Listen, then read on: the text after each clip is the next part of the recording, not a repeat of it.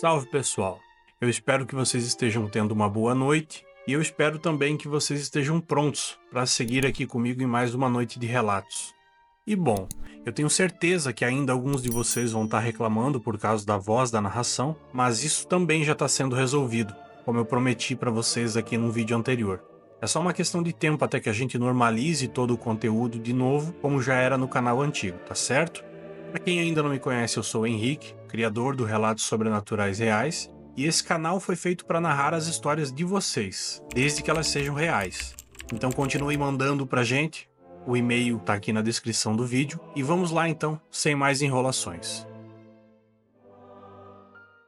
Salve Henrique, e olá a todos vocês que vão escutar essa história. Antes de mais nada, eu peço perdão para vocês, porque eu vou mudar os nomes do relato. Eu não tenho coragem de falar o meu nome nem da minha família quando conto ele, principalmente aqui, porque são coisas que envolvem o próprio demônio. Hoje eu já tenho meus 30 e poucos anos nas costas, eu trabalho duro e eu crio a minha própria família. Mas tem uma coisa que nunca sai da minha cabeça, que são as histórias arretadas que o meu avô contava para nós. Eu já enviei outros relatos para o canal antigo, mas hoje eu vim aqui contar para vocês uma história que o meu avô repetia toda santa vez que a gente se reunia em um almoço de família. É um caso tão sinistro que até hoje, quando eu lembro, eu sinto aquele arrepio descendo pela espinha, então se prepare. A coisa toda começou a idos de 1950, numa época em que Juazeiro do Norte era só um pedacinho de nada no meio do Ceará. Vocês sabem bem que o povo daqui sempre foi cheio de fé, né? Tudo por causa daquele famoso Padim Cisso e os seus milagres, que são muito famosos aqui na região. Mas nem toda a reza brava do mundo ia dar conta do que estava para acontecer naquela cidade. Naquele tempo, tinha uma família chamada Ferreira, que era dona de um bocado de terra aqui por essas bandas. O chefão da família eu vou chamar de seu Chico.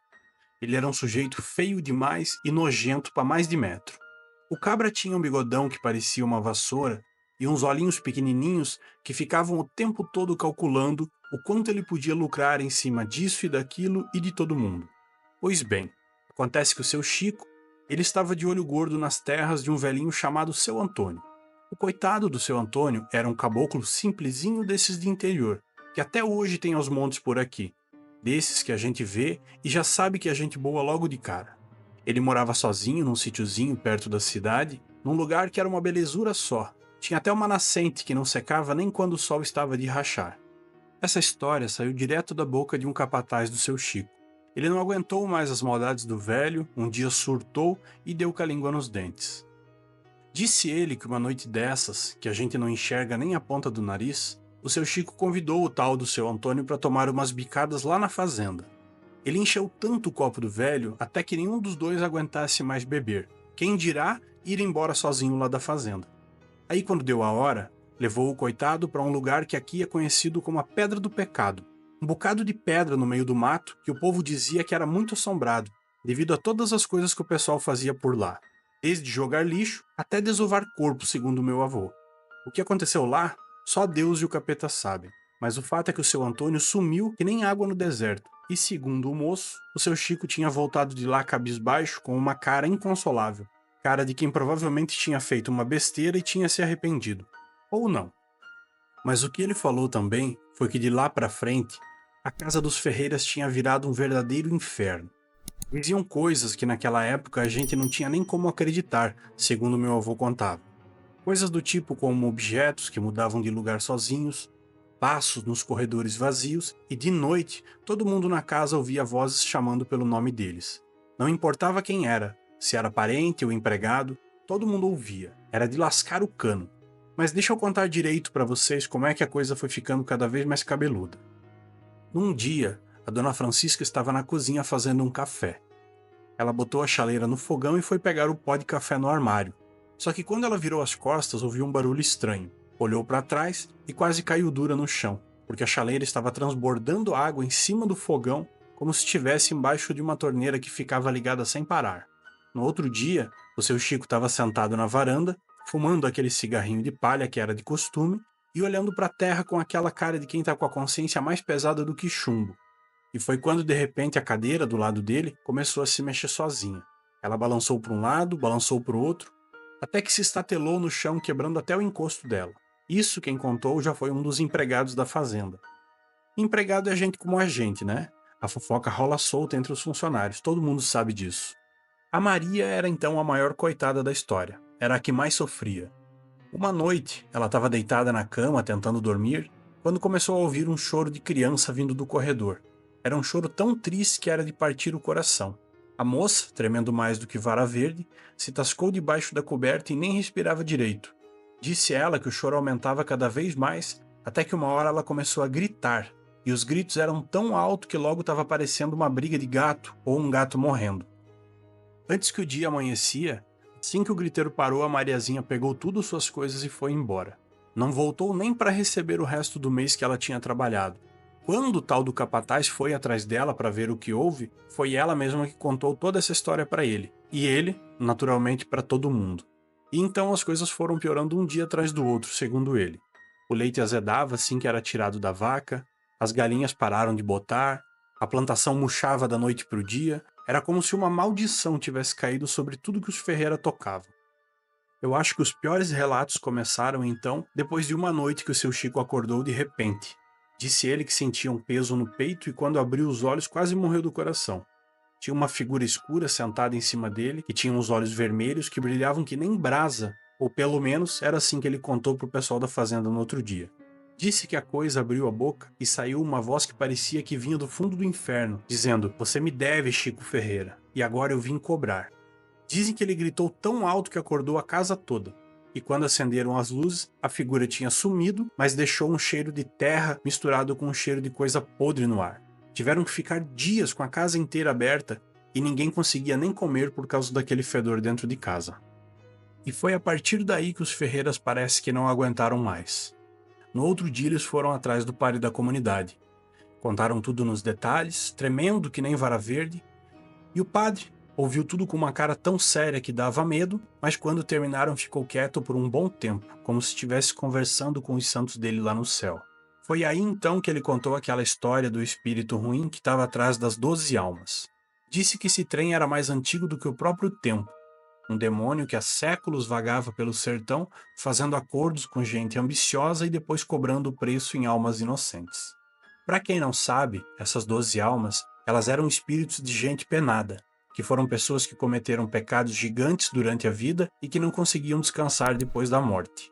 Dizem elas que vagavam sempre por essa região, mas claro, isso são os boatos, aquelas coisas que a gente ouve de cidades pequenas, do interior, coisas que é normal você até encontrar pela internet hoje em dia. Dizem também que elas só apareciam em noite de lua cheia, mas aí eu acho que já é exagero do pessoal.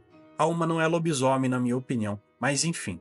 Dizem que elas aparecem sempre nas encruzilhadas de terra ou perto de cemitérios. O pessoal da nossa região até hoje acredita nessas coisas, vai saber, né? Cada luz que pisca ou se acende sozinha é culpa das 12 almas. Isso e muito mais, vocês devem imaginar. Dizem também que para libertar essas almas, tem que ser uma pessoa com muita fé e uma alma pura. Ela precisava acender 12 velas no Cruzeiro das Almas, rezar muito e implorar perdão para elas.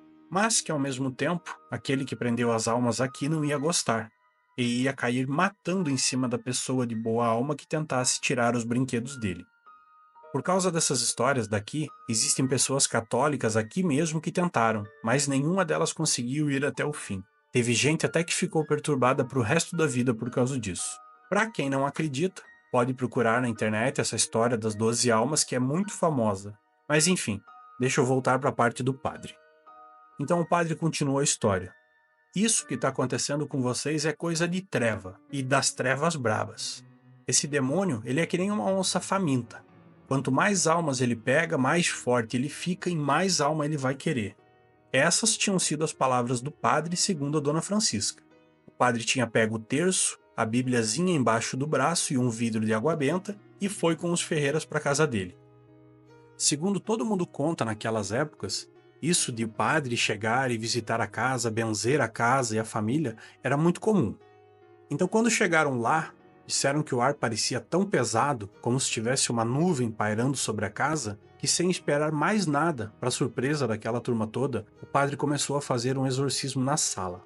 Ele jogava água benta para todo lado, rezava em latim com uma voz firme que fazia as paredes tremerem e no começo parecia que estava dando certo.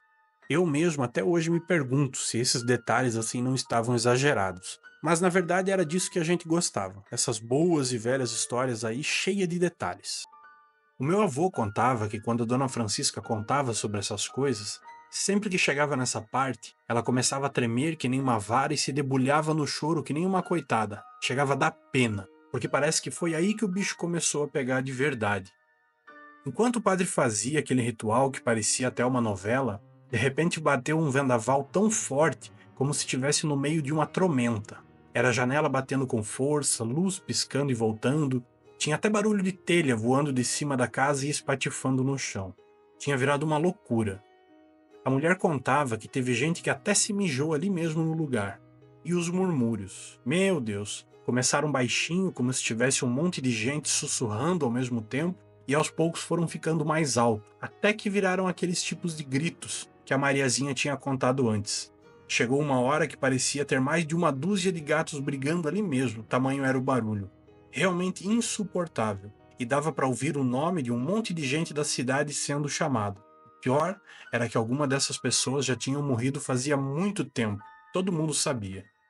Enquanto isso, o padre, que era quase um santo, gritava, continuava rezando em latim com toda a força que tinha, erguia a cruz e gritava mais e mais e mais, e nada. Mas de repente, quando ele resolveu gritar em português mesmo, ninguém sabe o porquê disso, quando ele berrou em nome de Deus que ele saísse daquela casa, foi que finalmente o circo pegou fogo.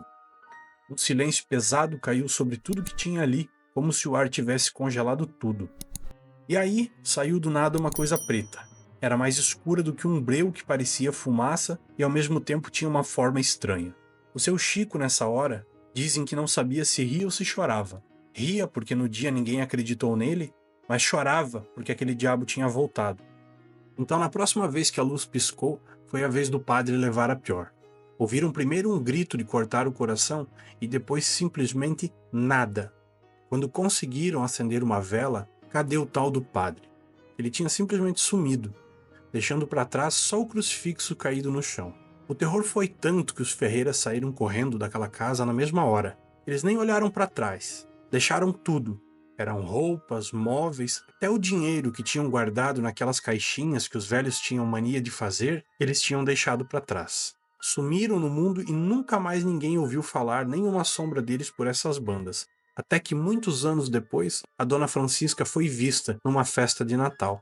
Mas só ela. Ninguém mais da família nunca mais foi visto.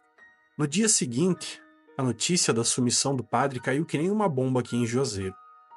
Foi um corre-corre danado. O povo revirou a cidade inteira de cabeça para baixo, mas ninguém teve nem sinal do coitado do padre. Rezaram tudo que é tipo de reza que eles conheciam. Fizeram promessa, novena, tudo o que vocês possam imaginar. Mas qual o quê? O padre tinha evaporado que nem água no sol quente. A tal da casa dos Ferreiras ficou lá abandonada. Ninguém tinha nem coragem de chegar perto depois disso, né? É claro. E com o tempo o mato foi tomando conta, as paredes foram caindo, o lugar acabou virando uma espécie de ruína mal assombrada. Mas o pior, minha gente, é que a coisa não parou por aí não. Até hoje a história come solta aqui de vez em quando alguém desaparecia misteriosamente na cidade. Sempre que tem uma noite sem lua, perto daquela casa abandonada, o povo dizia que dava para ouvir choro, depois grito, depois os malditos gatos que ninguém conseguia ver e depois alguém chamando o nome das pessoas. Sobre o grito dos gatos, na verdade, todo mundo achava que era mentira desde o começo, então não fazia parte da história que os mais velhos contavam, tirando aquela meia dúzia de pessoas no início. Mas aí, muita gente nova, que nem sabia disso tudo, andava falando sobre os gritos dos gatos e outras coisas mais. Então todo mundo começou a levar isso mais a sério e virou uma das histórias mais assombradas da cidade. Dali por diante, toda a história mal assombrada que saía aqui no nosso sertão tinha grito de gato e coisas do tipo. No final, os anos foram passando, mas o medo ficou. Até hoje ninguém tem coragem de entrar naquele terreno. A casa mesmo já quase virou pó, mas ainda tem uma única parede de pé naquele lugar. É uma parede que dá para se ver atrás do mato, longe no meio do terreno, mas ela ainda tá lá, intacta. Tem aqueles que dizem que o demônio ainda tá lá. Tá esperando mais alguém da região fazer uma maldade macabra por aí, para ele se mudar de casa e ter um novo lar. Mas eu duvido muito disso. Do jeito que está o mundo nas últimas décadas aqui, é porque ele já está solto faz muito tempo, fazendo maldade e influenciando as pessoas. Bom, pelo menos é isso que eu acho. Se algum de vocês já ouviu falar dessa história daqui ou de outra história da minha região, eu peço que mandem também a história para a gente que passou por isso não se sentir mais sozinho. Eu penso que são coisas assim, mesmo que sejam apenas histórias, que eu acho que mantém as lembranças dos lugares e das grandes famílias mais antigas vivas até hoje. Um grande abraço para o meu povo todo aqui do Nordeste e especialmente para o meu querido Ceará. Fiquem com Deus e até a próxima.